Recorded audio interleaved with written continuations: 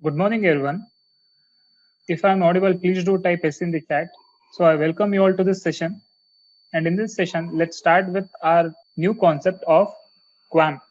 So before we start up with QAM, let's have a quick recap of the concepts that which we went through in our previous class. So well, in our previous class, we did went through Emory PSK, wherein M stands for M number of message signals, where M message signals carry their own phase value, and this phase value is given as, in general, theta I equal to 2 pi I minus 1 divided by m, where I ranges from 1 to m.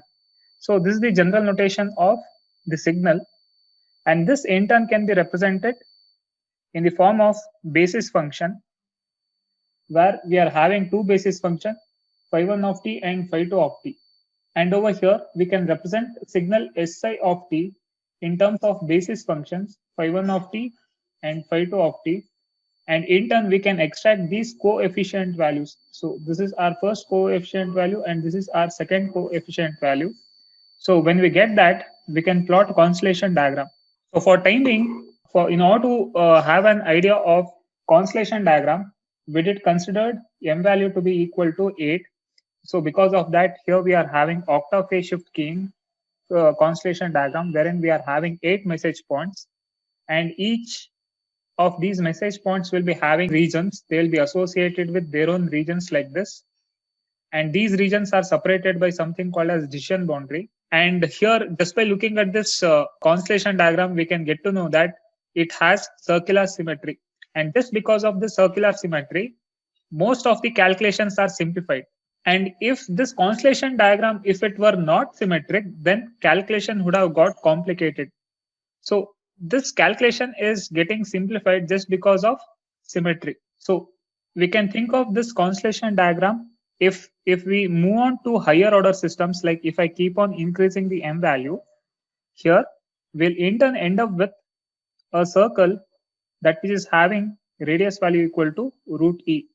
And let me remind you that this dotted line circle is not a part of constellation diagram. It is just drawn in order to indicate that as we move on to higher order m value phase shift keying, it takes the shape of a circle. And right after that, we did went through Emory PSK probability of error derivation. So here we'll make some assumptions. What assumptions we'll make? We'll make assumptions such that this signal to noise ratio is large enough to consider nearest two message points on the either side of M1 as potential candidates for being mistaken for M1. So if we are having message point M1, at most our observed point might lie in region 2 or region Z8, and will neglect the remaining sectors. So because of that, we are having here approximation sign. And here we are having two terms because we are considering only two sectors over here, region Z2 and region Z8. And we have neglected remaining 5 regions over here. And after this, we'll end up with this equation, complementary error function of square root of e by n naught into sine pi by m. So this is the formula for probability. So there was a glitch in internet connection. I hope I'm audible right now. And in few textbooks, they have expressed this formula for probability of error in terms of Q function. So over here, we have written formula in terms of complementary error function and Q function, and make sure that you write both the expressions in your examination. And we did also went through Parse spectral density of Emory PSK. So Parse spectral density is something that which shows bandwidth utilization of a particular scheme. And in order to Parse spectral density, we have converted this double-sided Parse spectral density to single-sided Parse spectral density. So just for better understanding purpose. And here, this Parse spectral density consists of three curves, curve 1, curve 2, and curve 3, where curve 1 corresponds to m value equal to 8, meaning it corresponds to octa PSK, and curve 2 corresponds to m value equal to 4, where it corresponds to QPSK, and C3 curve 3 corresponds to BPSK because its M value is equal to 2. And out of all these three, here octa PSK reaches its first null earliest, and the distance from origin to its first null we call it as bandwidth. So because of this power spectral density, we can get to know its bandwidth. And over here, octa phase shift keying requires less bandwidth for transmission when compared to that of QPSK and BPSK. Followed by, we did also went through one more new terminology called as bandwidth efficiency. And basically in communication, we are having two kinds of bandwidths. One is signal bandwidth, the other one is channel bandwidth.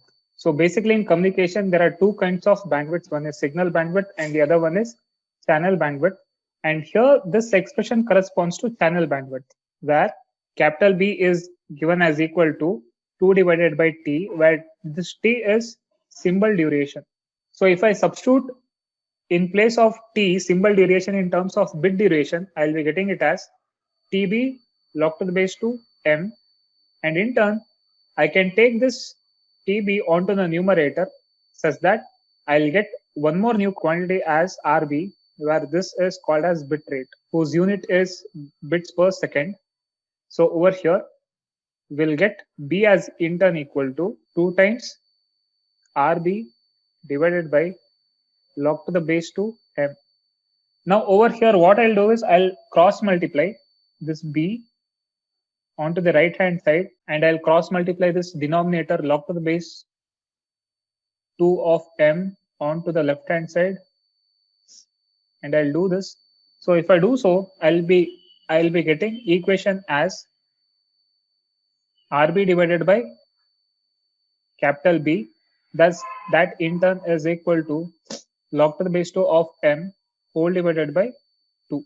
So this in turn results in a new quantity called as bandwidth efficiency. And this bandwidth efficiency is denoted by symbol rho over here. So we'll make use of rho over here. And here is a chart. And here is a chart that which gives us a better idea of how exactly channel bandwidth efficiency increases when we move on to higher order system.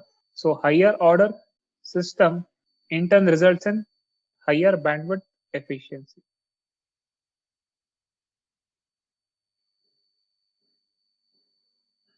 So in fact, I can think of this to be like, let's say we are having some given data and a channel.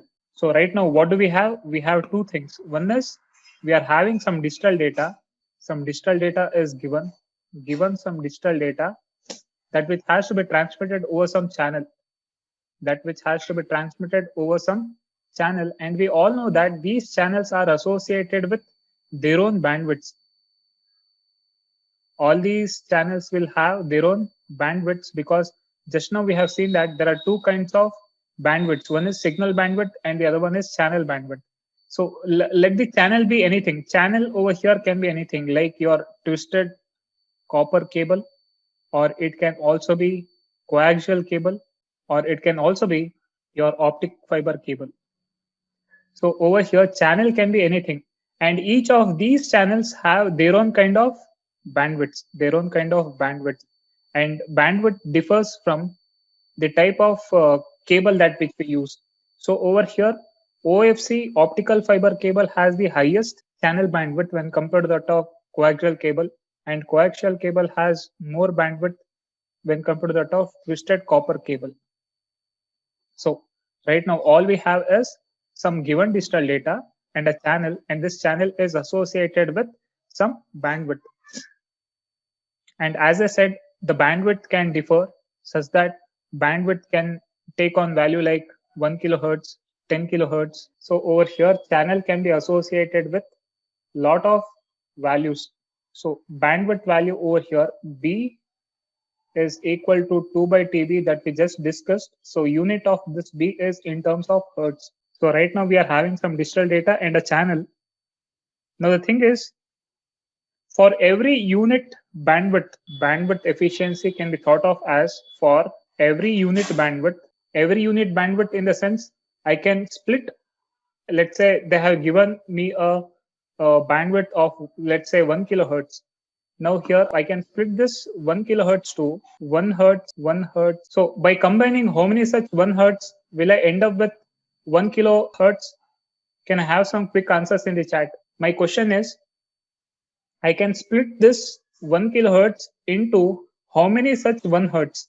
Can I have some quick answers in the chat? How many 1 hertz should I combine in order to get 1 kilohertz? Can I have some quick answers in the chat? If I add 1000 such 1 hertz, if I add 1000 such 1 hertz, I'll in turn have 1 kilohertz. So over here, bandwidth efficiency can be thought of as for every unit bandwidth, let's say 1 hertz, how many bits per second we can transmit. So this bandwidth efficiency is a number that which can be thought of as for every unit bandwidth in the sense, let's say 1 hertz, within this 1 hertz, ಈ 1 hertz ಅಲ್ಲಿ ಎಷ್ಟು bits ಅನ್ನ 1 second ಕಳಿಸಬಹುದು, ಅದು that number indicates this bandwidth efficiency. So let's get back over this number, if this is equal to 0.5, and let's say we have been given channel bandwidth is equal to what? This B is equal to 1 kilohertz. This is equal to 1 kilohertz. And how this rho is related to this B? It is related to B in this fashion. This bandwidth efficiency is in turn equal to bitrate divided by channel bandwidth B. So over here, bitrate can be thought of as RB is equal to rho into B. So what's the value of rho over here for BPSK? What's the value of rho? It's equal to 0.5 into 1 kilohertz. Now, if I multiply these two, because over here, what's the unit for this channel bandwidth? Channel bandwidth unit is bits per second per hertz. So I can cancel out this hertz with that of this hertz, and in turn I'll be left out with 0.5 into 1 kilo. 1 kilo is 1000 BPS, and I'll be ending up with 500 bits per second. So in BPSK, you see that you have been given a channel bandwidth of 1 kilohertz, but still you can transmit only 500 bits per second. So that being said, we are underutilizing. So BPSK is not preferred. So why is this so? Because analogy for that can be thought of as, let's say you have been given a sports car and you're not driving that above 10 kilometers per hour. So I hope you are getting that. So you have been given a sports car and you're not driving it beyond 10 kilometers per hour. So thereby, so even though you're having a sports car, so over here I'm having a bandwidth of 1K, but still I'm able to at most I'm able to transmit only 500 bits per second. So it's being underutilized. Now let's say if we move on to QPSK, where M value is equal to 4, here the bandwidth efficiency is equal to 1. What does that mean? So in place of this I can substitute it as 1, and over here when I multiply it with 1, I'll in turn have 1000 bits per second. Using QPSK, it's preferable because given 1 kilohertz bandwidth, channel bandwidth, we are able to transmit 1000 BPS. So that's okay. But if I want to still more utilize the channel bandwidth, what should I do? I should go for octa phase shift keying, where its bandwidth efficiency is given as equal to 1.5. It's 1.5. So when I multiply 1.5 with 1 kilohertz bandwidth, I'll in turn have it as equal to, so over here I'll be getting 1500 bits per second. So given just a channel of having bandwidth 1 kilohertz, but still we are in a position to transmit how many bits per second? 1500 bits per second. So likewise, higher order systems are quite preferable. But parallelly, what is happening?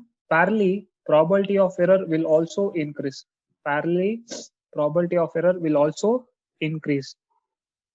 And as a solution for that, we are having Emery QAM. We are having Emery QAM. So only difference is it is similar to that of Emery PSK. It's similar to that of Emery PSK. In Emery PSK, will change only the phase of the carrier. Only phase of carrier is varied, but whereas in Emery QAM, this QAM is an acronym for quadrature amplitude modulation. So where A stands for amplitude, so here will vary both. Here will vary both amplitude as well as phase of what? Carrier signal. Of carrier signal are varied. So we can think of this Emery QAM to be a hybrid modulation technique. We can think of this to be what? Hybrid modulation technique. This is hybrid because here we are making use of both amplitude shift keying kind of technique as well as phase shift keying technique. So both are involved in a single modulation technique. We are using both amplitude shift keying as well as phase shift keying technique. So thereby it's called as hybrid modulation technique. So in this modulation technique, the digital data is sent by varying both envelope envelope here in the sense amplitude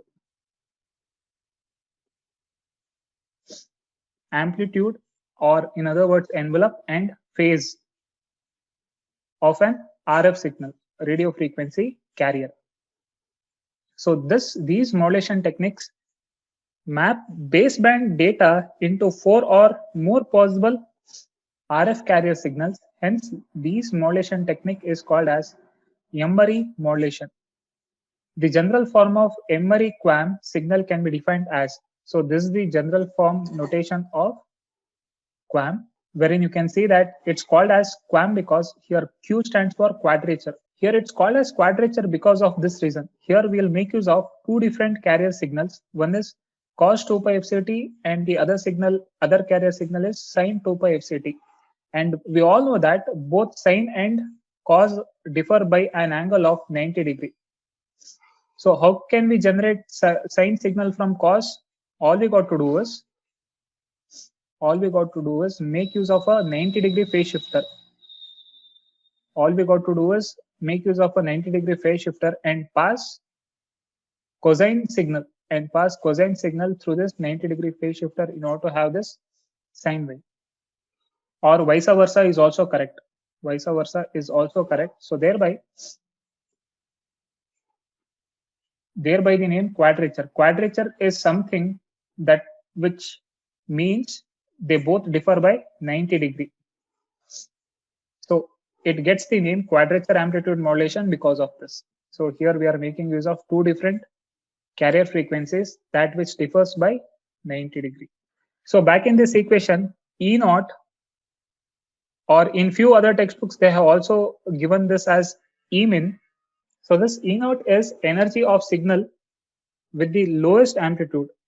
So this E naught over here means energy of the signal with the lowest amplitude. And over here we are having few integers over here, AK and BK. So where in few other textbooks they have also mentioned it as AI and BI. They are both pair of independent integers chosen according to the location of particular signal point. So in Emery QAM, energy per symbol and also distance between the symbol states is not constant. So they differ. And we can have a better idea of this statement when we go through the constellation diagram. So I can skip this slide because by now we all know that if I'm having m number of message signals, the number of bits required is given in terms of 2 power n, where this n number indicates number of bits required. And this capital M over here indicates number of messages to be transmitted. Or if this can also be rewritten if we apply log to the base 2 on both sides. If we apply log to the base 2 on both sides will in turn have log to the base 2 m, and in turn over here log to the base 2 of 2 power n, where n can jump onto the front, and in turn we'll have log to the base 2 of 2, that which is equal to 1, and in turn we'll have n equal to log to the base 2 m, so that which is written over here. And because of that equation, here we are having a table that will shows the relationship between the n value and the symbol value. So for n equal to 1, we'll have only two symbols, and for n equal to 2, we'll have four combinations or four different messages, where this will be the four different message combination. Likewise, for n equal to 3, we'll have 8 combinations, and each symbol over here is composed of 3 bits. And for n equal to 4, we'll have 16 messages, where each symbol will be containing combination of 4 bits. So this is the constellation diagram of a Emery QAM, and you can see that this is a specific case where m is equal to 16, because you can see that each quadrant contains 4 points. Each quadrant over here contains each quadrant contains 4 points in them. And how many such quadrants am I having? I'm having 4 such quadrants. So on a whole, we'll be having 16 points. So this constellation diagram corresponds to QAM, where m value is equal to 16. And you can see that each point over here corresponds to combination of 4 bits. So this can be thought of a symbol. This can be thought of a symbol where each symbol is containing 4 bits in it. And here you can see that the amplitude value of this point differs from that of this as well as this. So basically over here, we are also trying to change the amplitude. We are playing with both amplitude as well as phase of the carrier signal, and hence the name quadrature amplitude modulation. So for a 16-bit QAM, here if I consider this bit, if I consider this as my message point, you can see that it's having a carrier amplitude of 0.33, and it has a carrier phase of 225 degree, and it corresponds to message 000. Likewise, if I move on to some other message point, something like this, so over here this corresponds to message 0001, and where its phase angle is 255 degree, and it has an amplitude value of 0.75. Here you can see that any two signals over here will not be having same amplitude or phase values. So here both amplitude as well as phase is varying. So now tell me, this is a QAM of how many bit? How many bit QAM is this? Just count the number of points over here and just give me the answer in the chat. This diagram corresponds to how many bit QAM is my question. Just count the number of ones in a single quadrant and multiply it with 4. Can I have some quick answers in the chat? So let me count on behalf of you guys. So here this is 1, 2, 3, 4, 5, 6, 7, 8. There are 8 points in a single quadrant. So if I multiply it with 4, because I'm having 4 quadrants, I'll end up with 32. So it's a 32-bit QAM. Likewise, I want you guys to repeat the same procedure for this. Now I want you guys to tell me how many bit QAM is this? How many bit QAM is this? 1, 2, 3, 4. Again 1, 2, 3, 4. 4 times 4 is 16. 16 into 4. So what's the answer? How many bit QAM is this? Multiply 16 with 4. It's a 64-bit QAM. So having said this, let's stop our discussion till here.